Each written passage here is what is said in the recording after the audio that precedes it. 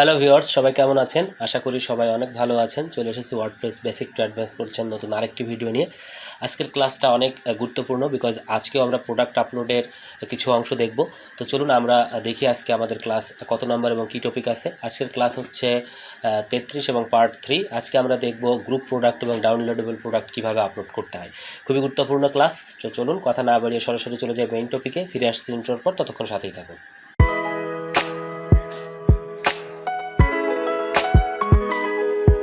আমরা সর্বপ্রথম যেটা দেখব সেটা হচ্ছে কিভাবে গ্রুপ প্রোডাক্ট আপলোড করতে হয়। সো গ্রুপ প্রোডাক্ট আপলোড করার জন্য আমরা এখান থেকে সরাসরি প্রোডাক্ট অপশনে চলে যাব। এখান থেকে যদি আমরা প্রোডাক্ট অপশনে যাই, তাহলে প্রোডাক্ট অপশনে যদি যাই, আমি পেমেন্ট অপশনে ক্লিক করছি।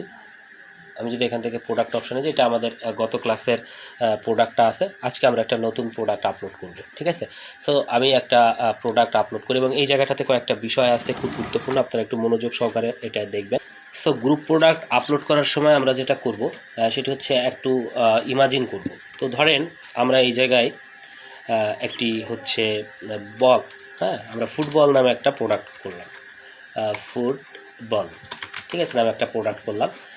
সো প্রোডাক্টে আমি কোনো ইমেজ দিচ্ছি না, ইমেজ মেজর বিষয় না। আমরা এই জায়গা থেকে এটাকে কি করে দেব, গ্রুপ প্রোডাক্ট করে দেব। ব্যাস, গ্রুপ প্রোডাক্ট করে দেওয়ার পর আমরা এটাকে পাবলিশ করলাম। এখন পাবলিশ করার পর আমি যদি এই পেজটা এটা যদি আমি একটু ভিজিট করি এই প্রোডাক্টটা, তাহলে প্রোডাক্টটা এখন এই অবস্থায় আছে, ঠিক আছে? এখানে একটা ইমেজ আমরা দিতে পারি, যে কোনো ফুটবল একটা ইমেজ আমরা একটু ডাউনলোড করে নিই। একটা ইমেজ একটু ডাউনলোড করি, ধরেন এই ইমেজটা আমরা ডাউনলোড করি এখান থেকে জাস্ট বোঝার জন্য। আমরা এটাকে ডেস্কটপে সেভ করি। সেভ করার পরে এখান থেকে আমরা ইমেজটা আপলোড করে দিই, ঠিক আছে? এটা আপলোড করতেছি কেন? আপলোড করতেছি যাতে আমরা এটা ফুটবল এটা যাতে বুঝতে পারি, অনেক ক্ষেত্রে আমাদের সমস্যা হয়। সো আমি যদি এই ইমেজটা এখানে আপলোড করে দিই, আপলোড করার পরে এটা যদি সেট প্রোডাক্ট করে দিই, ব্যাস, ওকে। সো এটাকে আমি আপডেট করে দিলাম। আপডেট করার পরে আমরা কী করলাম, একটা ফুটবল নামে একটা গ্রুপ প্রোডাক্ট করলাম। সো এটা ধরেন গ্রুপ প্রোডাক্ট। এখন এখানে কিন্তু কোনো হচ্ছে অ্যাড টু কার্ট বাটন বা কোনো প্রাইস ইত্যাদি কিছুই কিন্তু শো করতেছে না, ঠিক আছে? এখন এই গ্রুপ প্রোডাক্টটাকে আমাকে একদম পারফেক্টভাবে তৈরি করতে হবে। জাস্ট আমি ফাংশনটা সিলেক্ট করে দিয়েছি, কিন্তু ফাংশনাল কাজ এখনও করি নাই। সো কীভাবে হয় এটা একটু দেখি আমরা একদম প্র্যাকটিক্যালি। আমরা যদি অল প্রোডাক্টে যাই, দেখেন এখানে একটা প্রোডাক্ট তৈরি হয়েছে। এখন আমি যদি এখানে এই কিছু সিম্পল প্রোডাক্ট তৈরি করব, ধরেন একটা প্রোডাক্ট দিলাম হচ্ছে সাইজ 8 সাইজের, ধরেন একটা ফুটবল দিলাম। আমি শিওর জানি না কত সাইজের বল হয়, বাট আমি আপনাদের বোঝানোর জন্য দিচ্ছি আর কি। এটা একটা দিলাম, দেওয়ার পরে ধরেন এটার প্রাইস দিলাম হচ্ছে $100 বা হচ্ছে $20 দাম দিলাম। দাম দিয়ে এটা আমি পাবলিশ করলাম, তাহলে এটা একটা প্রোডাক্ট বানালাম, ঠিক আছে? আবার আমি যদি আরেকটা প্রোডাক্ট করি, এখান থেকে ধরেন আরেকটা প্রোডাক্ট বানালাম হচ্ছে 6 সাইজের, সাইজ 6 ফুটবল, ধরেন এটার দাম দিলাম হচ্ছে 15, ঠিক আছে? এটা আমি পাবলিশ করলাম। তারপর ধরেন আরেকটা বানালাম, সাইজ কত দেওয়া যায়, সাইজ 4 সাইজ দিলাম, সাইজ 4 ফুটবল, ঠিক আছে? এটার ধরেন দাম দিলাম হচ্ছে $11। দেওয়ার পরে আমি এটাকে পাবলিশ করলাম। আমি কী করলাম, তাহলে 3টা প্রোডাক্ট বানালাম, ঠিক আছে? 4টা প্রোডাক্ট বানালাম টোটাল। জিনিসটা একটু বোঝার চেষ্টা করেন। একটা হচ্ছে মেইন প্রোডাক্ট, সেটা হচ্ছে ফুটবল, এটাকে গ্রুপ প্রোডাক্ট। আর এই প্রোডাক্টগুলো হচ্ছে সিম্পল প্রোডাক্ট। এই প্রোডাক্টগুলোতে সব প্রাইস দিছি না, দেখেন তো এই প্রোডাক্টটা দেখেন তো কোনো প্রাইস নেই।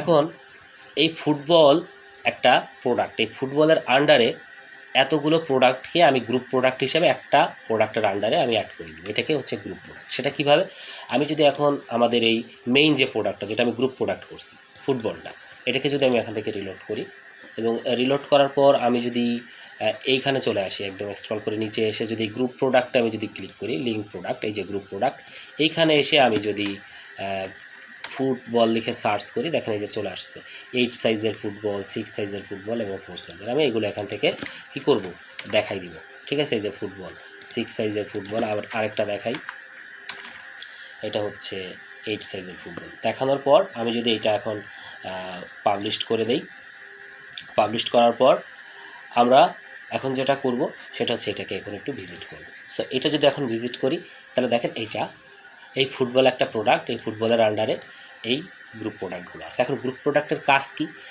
একটা প্রোডাক্টের আন্ডারে অনেকগুলো সাইজ থাকে, আপনি সবগুলো প্রোডাক্ট কিনতে পারেন।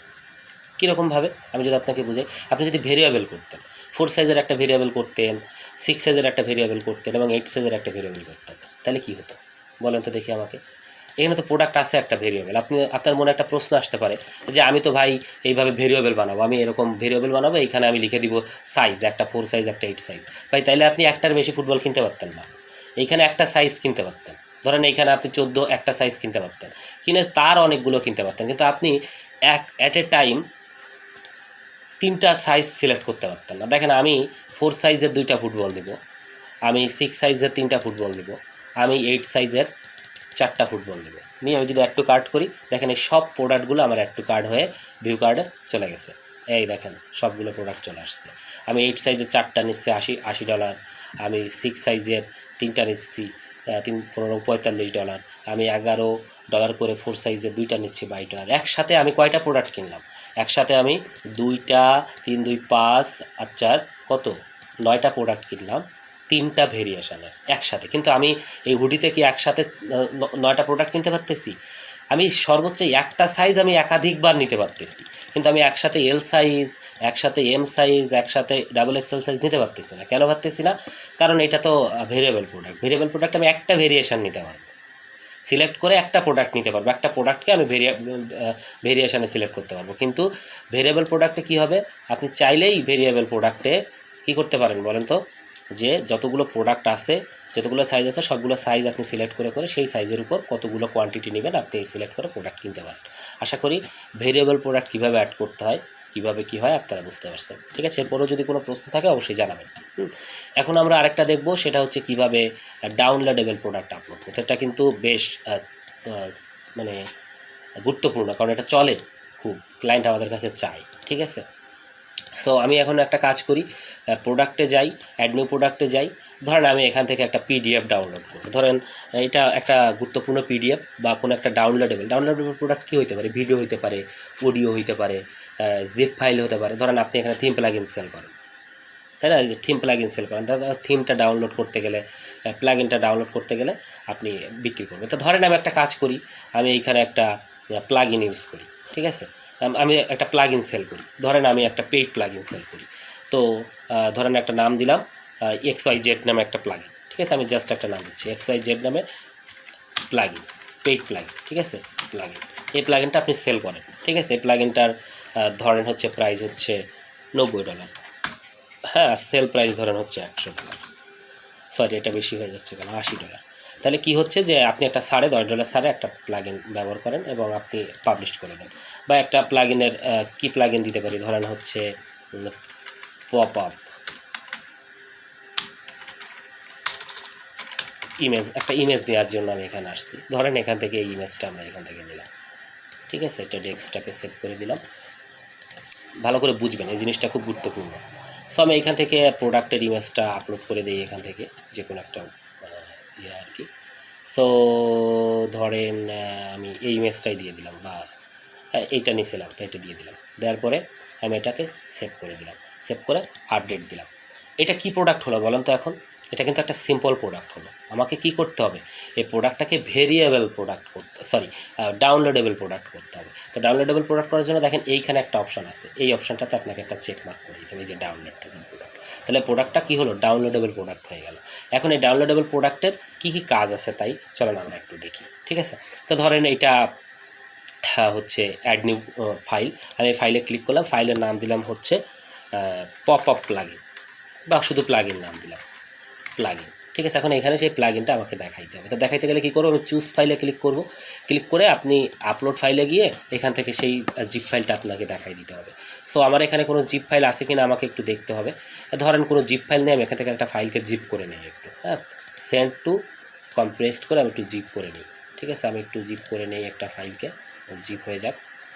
আমি যদি এখানে যাই, দেখি কোনো ফাইল আছে কিনা, ডাউনলোডসে যদি যাই, এই যে এখানে জিপ ফাইল আছে, সো আমি এই ফাইলটা এখানে আপলোড করে দিই। ঠিক আছে, এই যে ফাইলটা আপলোড করে দিলাম। আপলোড করে দেওয়ার পরে যে রার ফাইল বিধায় আপলোড হচ্ছে না, আমাকে জিপ ফাইল আপলোড করতে হবে। রার ফাইলগুলো কাজ করে না, সো আমাকে একটা জিপ ফাইল আপলোড করতে হবে এখান থেকে। এইটা দেখিয়ে দেই হয় কি না। হ্যাঁ, এইটা হয়েছে। এই ফাইলটা আমি এখানে আপলোড করে দিলাম, দেওয়ার পর আমি ইনসার্ট করলাম, দেখেন এই ফাইলটা এখানে চলে আসছে। এখন এই ফাইলটা ডাউনলোড করতে পারবে কতবার? ধরেন আমি একবার ডাউনলোডের পারমিশন দিলাম, মাত্র একবার ডাউনলোড করতে পারবে। ডাউনলোড মেয়াদ কতদিন দিলাম? ধরেন 7 ডেজ, মানে এই প্রোডাক্টটা কেনার পরে সে 7 দিন পর্যন্ত এই ফাইলটা ডাউনলোড করার সুযোগ পাবে এবং একবারই ডাউনলোড করতে পারবে। একবার কিনে একবারে বেশি ডাউনলোড করতে পারবে না। এই কাজটুকু করার পরে আমি এটাকে কী করলাম? আপডেট করে দিলাম। ঠিক আছে, এখন আপডেট করে দেওয়ার পরে আমি এই প্রোডাক্টটা ভিজিট করি, দেখেন এই প্রোডাক্টটা চলে আসছে। এখন একটা জিনিস আপনারা মাথায় রাখবেন যে ই কমার্স ওয়েবসাইটে যখন আপনি যান তখন আপনার কিন্তু সেখানে প্রোডাক্ট কিনতে গেলে অনেক সময় অ্যাকাউন্ট করা লাগে, ম্যাক্সিমাম ক্ষেত্রে অ্যাকাউন্ট করা লাগে। আমরা যদি এখান থেকে দারাজে যাই, যদি একটু দারাজে ঢুকি, তাহলে আপনি দেখতে পারবেন কি যে এইখানে আপনি কোনো কিছু কিনতে গেলে আপনাকে অ্যাকাউন্ট করতে বলবে। এই যে এখানে কিন্তু আপনার অ্যাকাউন্ট করা লাগে, এবং আপনি যদি এখানে অ্যাকাউন্ট করেন তাহলে কিন্তু আপনি একটা অ্যাকাউন্ট পেজ পান, যেখানে যে আপনি কতগুলো অর্ডার করছেন, তারপরে সেই অর্ডারগুলোর বর্তমান পরিস্থিতি কী, কোনো ডাউনলোড করলে সেগুলো সেখানে কিন্তু দেখা যায়। ঠিক আছে, এগুলো আমরা সামনে আস্তে আস্তে আসবো। তো আমাদেরও কিন্তু এই ওয়েবসাইটে কিন্তু একটা অ্যাকাউন্ট পেজ আছে। এই যে আমি যদি অ্যাকাউন্ট পেজটাতে ক্লিক করি, দেখেন এখানে একটা অ্যাকাউন্ট পেজ আছে। আমি যেহেতু এই এখানে অ্যাডমিন হিসেবে আছি, তাই আমার এই ড্যাশবোর্ডটা আছে। বাট যদি আমরা এটা যদি ইনকগনিটো মানে একটা প্রাইভেট মোডে যদি আমরা এটা ভিজিট করি, মানে আমি যদি গেস্ট মোডে এটা ভিজিট করি, তাহলে দেখেন আমার এখানে মাই অ্যাকাউন্টে যদি যাই, তাহলে অ্যাকাউন্টে আমাকে লগ ইন করতে বলবে বা আমাকে রেজিস্টার করতে বলবে। ঠিক আছে, তো আমি ধরে নিলাম যে এখানে একজন ইউজার এবং আমার একটা অ্যাকাউন্ট আছে এখানে। আপনার অ্যাকাউন্ট থাকবে যেহেতু আপনি অ্যাডমিন হিসেবে থাকবেন। সো আমি কি করতেছি, আমি এই প্রোডাক্টটা এখন কিনবো। তো এই প্রোডাক্টটা আমি অ্যাড নিউতে ক্লিক করলাম, অ্যাড টু কার্টে ক্লিক করলাম, ভিউ কার্টে গেলাম। এখান থেকে ভিউ কার্ট থেকে আমরা যেটা করি যে এই প্রোডাক্টগুলোকে রিমুভ করে দিই। এই প্রোডাক্টগুলো আগে ছিল তো, এগুলো রাখা যাবে না, এই প্রোডাক্টগুলো রিমুভ করে দিই। ঠিক আছে, আমাদের কোনটা শুধু XYZ নামে একটা পেইড প্লাগইন আছে, এই প্লাগইনটা আমরা কিনবো। তো এটা কেনার জন্য আমরা প্রসিড টু চেক আউটে চলে যাই। তো এখন আমরা তো আর টাকা পয়সা খরচ করবো না, আমাদের তো টাকা পয়সা খরচ করার কোনো দরকার নাই। তাই আমরা কী করবো, ক্যাশ অন ডেলিভারি নামে একটা পেমেন্ট গেটওয়ে আছে। আমরা এখনও পেমেন্ট গেটওয়ে নিয়ে ক্লাস করি নাই, বাট যখন ক্লাস করবো তখন বুঝতে পারবো। সো আমি এটা একটু ওপেন করে দিয়েছি, আপনারাও দেখেন কোথায় থাকে। ই কমার্স থেকে সেটিংসে চলে যাবেন, সেটিংসে যাওয়ার পর দেখবেন এখানে একটা পেমেন্ট নামে একটা অপশান আছে। এই যে এখান থেকে ক্যাশ অন ডেলিভারিটা অন করে দিবেন, মানে যাতে আমরা এখন প্রোডাক্টটা কিনতে পারি। ঠিক আছে, ক্যাশ অন ডেলিভারি না থাকলে তো প্রোডাক্ট কেনা যায় না। তো এটা কিনলাম, কেনার পর দেখবেন এখানে ক্যাশ অন ডেলিভারি চলে আসবে। এই দেখেন ক্যাশ অন ডেলিভারি চলে আসছে, মানে আমি এখন প্রোডাক্টটা এখান থেকে পারচেস করতে পারবো। সো আমি একটা প্রোডাক্ট কিনলাম, এই প্রোডাক্টটা এখান থেকে কিনলাম, দেখবেন যে এইটা সাকসেসফুলি ডান হয়ে যাবে। এই যে আমার প্রোডাক্টটা কিন্তু কেনা হয়ে গেছে, যেখানে লেখা আসছে যে thank you, your order has been received. তার মানে আমি $80 দিয়ে এই প্লাগইনটা কিনছি। এখন আমি যদি আমার অ্যাকাউন্টে আসি, তো এইখানে এসে দেখেন তো আমার এই অর্ডারসে যদি আমি যাই, তাহলে আপনি দেখতে পারবেন যে এখানে কী অবস্থা। এই দেখেন আমার একটা অর্ডার হয়েছে, দেখছেন? এই যে আমি একটা অর্ডার করছি, অন হোল্ডে আছে, মানে আমি একটা অর্ডার করছি, এটা অন হোল্ডে আছে, এখন পর্যন্ত এই অর্ডারটা অ্যাকসেপ্ট করি নাই। মানে এই ওয়েবসাইটের অ্যাডমিন এখন অ্যাকসেপ্ট করি নাই। এখন আমি যদি অ্যাডমিন হিসেবে এই অর্ডারটাতে যাই এখানে, তাহলে দেখবেন যে এই অর্ডারটা এখানে চলে আসছে। এই যে আমি কয় সেকেন্ড আগে করছি বলেন তো, 38 সেকেন্ড আগে আমি এটাকে কমপ্লিট করে দিলাম। এভাবেই কিন্তু হয় জিনিসগুলা। ঠিক আছে, এখন এটা আমি কমপ্লিট করে দিলাম, মানে আমি দেখলাম যে না, সে আমার পেমেন্ট করছে, আমার টাকা পয়সার হিসাব কিতাব মিলাই দেখলাম সব কিছু ঠিক আছে, আমি অর্ডারটা কমপ্লিট করে দিলাম। যখনই অর্ডারটা কমপ্লিট করে দিলাম, তখনই আমার যে অ্যাকাউন্ট পেজ, এই অ্যাকাউন্ট পেজ এসে যদি আপনি রিলোড করেন, তাহলে দেখবেন যে অর্ডারটা কমপ্লিট হয়ে গেছে। এখন আমি কি করলাম, আমি একটা প্লাগইন কিনলাম না, টাকা দিয়ে $80 দিয়ে। আমার তো প্লাগইনটা লাগবে, আমি প্লাগইনটা কই পাবো, আমার তো দরকার আছে প্লাগইনটা। এই প্লাগইনটা দেখেন, আপনি যদি এখান থেকে ডাউনলোডসে চলে যান আপনার অ্যাকাউন্টে, এইখানে দেখেন এই যে চলে আসছে XYZ প্লাগইনটা। এই প্লাগইনটা আপনি কিন্তু এখান থেকে ডাউনলোড করতে পারবেন। আমি যদি এখানে ক্লিক করি, এই দেখেন আমার প্লাগইনটা ডাউনলোড হয়ে গেছে। এই যে এই প্লাগইনটা কিন্তু আমি একটু আগে এখানে আপলোড করে দিয়েছিলাম, তাই না? এখন আপনি যদি এখানে রিলোড করেন, রিলোড করার পরে যদি আপনি আবার প্রোডাক্টটা কিনতে যান, আর কিনতে পারবেন না, নাই এখানে। কারণ আমরা এখানে কয়বার দেখাই দিয়েছিলাম প্রোডাক্টটা, যে একবারের বেশি সে ডাউনলোড করতে পারবে না।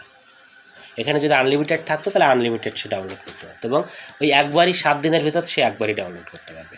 তো এটাই হচ্ছে ডাউনলোডেবল প্রোডাক্ট। তো আশা করি এই দুইটা জিনিস আপনারা বুঝতে পেরেছেন। যদি কোনো প্রশ্ন থাকে অবশ্যই কমেন্ট বক্সে জানাবেন, আমি রিপ্লাই দেওয়ার চেষ্টা করব। সো আজকের ভিডিওটা এই পর্যন্তই। সবাই ভালো থাকবেন, সুস্থ থাকবেন, আর অবশ্যই প্র্যাকটিস করতে থাকুন। দেখা হচ্ছে আগামী কোনো একটা ভিডিওতে। Thank you so much.